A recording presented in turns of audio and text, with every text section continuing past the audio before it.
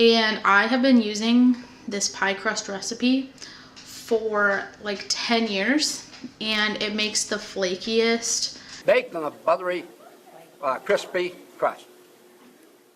Dak, flaky. I thought I said flaky. Okay. most delicious pie crust in the world. So I'm going to show you how to do it, and it should be really quick.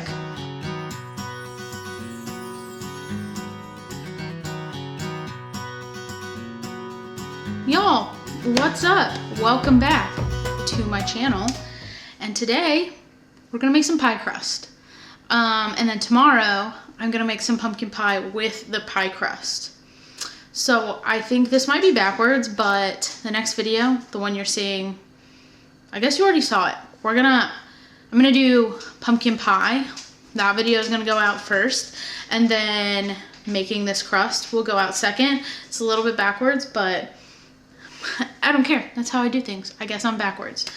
Anyway, I'm going to show you guys how to make the best pie crust you've ever made, because there's a secret ingredient to this pie crust. And I have been using this pie crust recipe for like 10 years, and it makes the flakiest, most delicious pie crust in the world. So I'm going to show you how to do it, and it should be really quick. I think this video should be really quick unless I talk a lot, so I'm gonna try not to. There was Calvin.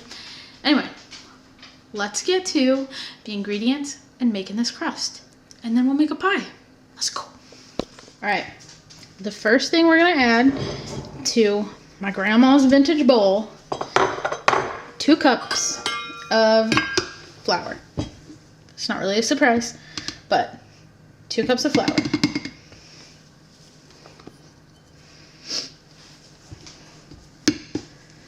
The secret ingredient is coming up, and I feel like it's an unexpected ingredient. All right, 2 cups of flour, a half teaspoon of salt. I'm not gonna measure. I'm just gonna measure with my hand, but it is a half teaspoon of salt.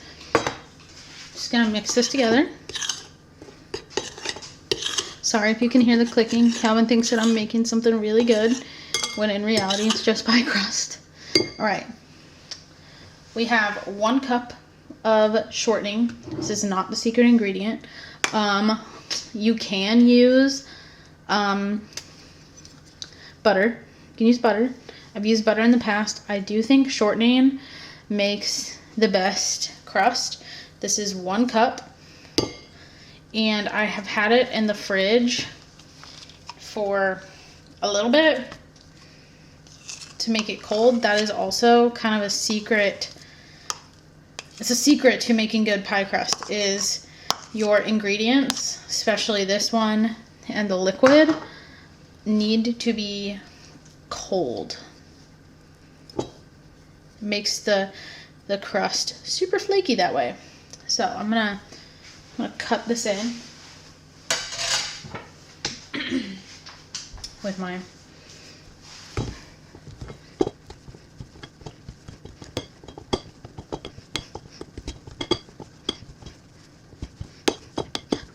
making pies has been one of my most favorite things to do since I started cooking forever ago. Like, making pies has always been my favorite.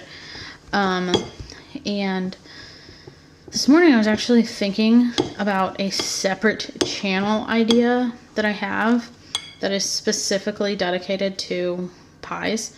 But I'm not sure when and if that will ever happen. If it does ever happen, I will let you all know. But for right now, we're just sticking with suburban semi-homestead, making pies this way. Alright, so that's pretty mixed, pretty cut in. Then we're gonna start mixing in our liquid, and I'll be right back.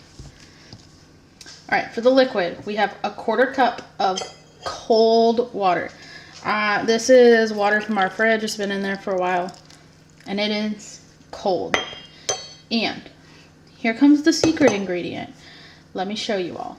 All right, be ready for the secret ingredient. Yeah! I think I've had this vodka for a very long time. We do not drink this. I don't like vodka. It's not my drink of choice, but I have kept this in the freezer specifically for pie making. I've had this for years, and I keep it in the freezer because I specifically use it for pies and it needs to be cold. So we are going to use a 1/4 cup of vodka. Trust me when I say you cannot taste it in the crust after it's baked. Yeah, can't taste it at all. It just makes your crust really flaky and super delicious. So just trust me. Just trust me, okay? Sorry, I'm weird. I'm actually really weird in real life, so here we are. Okay, all right, 1/4 cup. I'm gonna put it in now. Okay.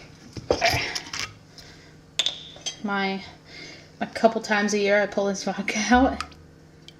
2 shots of vodka.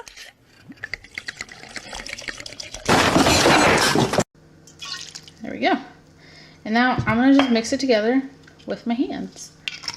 And this recipe makes like a single crust. When I say a single crust, I mean like a bottom and a top. So for the pumpkin pie, we're only going to use the bottom. So I guess it could make like 2 pumpkin pies. But for like a cherry pie, it makes 1 cherry pie because there's a bottom and a top. That makes sense. So, and normally what I do, which is what I'm going to do in this case, I'll split this into 2. Since, yeah, that's what I do. I split it into 2.